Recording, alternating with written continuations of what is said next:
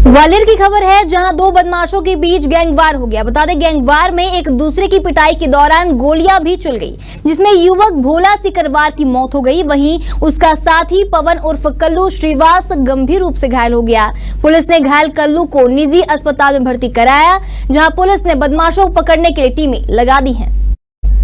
दरअसल ग्वालियर की हजीरा थाना क्षेत्र के बिरला नगर लाइन नंबर 2 निवासी भोला सिकरवार और कल्लू उर्फ पवन श्रीवास सोमवार की रात एक दुकान के पास खड़े थे। तभी वहां बंटी भदौरिया अपने 5 साथियों के साथ पहुंचा और गाली गलौज करने लगा।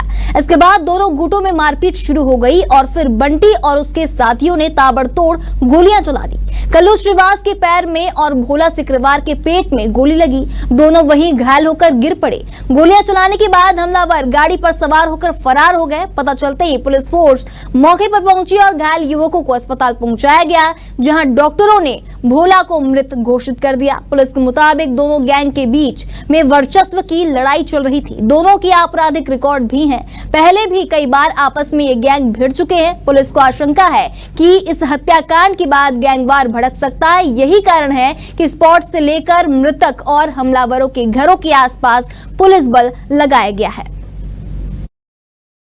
किराने की दुकान पर गया था घर का सामान लेने के लिए। वहाँ पे शिवा राजावत, रानू राजावत, बंटी भदौरिया, 4-5 और अन्य लोग, इन सब ने मिल के एक राय होकर उसमें गोली मारी। उसके पेट में लगी है, एक साथ में लड़का उसके लगी है। क्या वजह क्या क्यों मारी? पहले तो उससे लड़ाई चल रही है। इस बात को लेके वैसे ही लड़ाई है साहब। पहले किसी और ने गोली मारी थी, हमारा नाम लिखा दिया तो दोबारा उसने।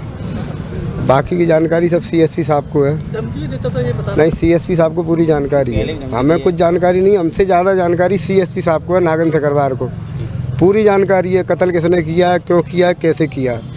हजीरा थाना क्षेत्र के अंतर्गत गली नंबर 1 में फायरिंग की घटना हुई थी, जिसमें भोला सिकरवार और पवन उर्फ कल्लू को गोली लगी थी।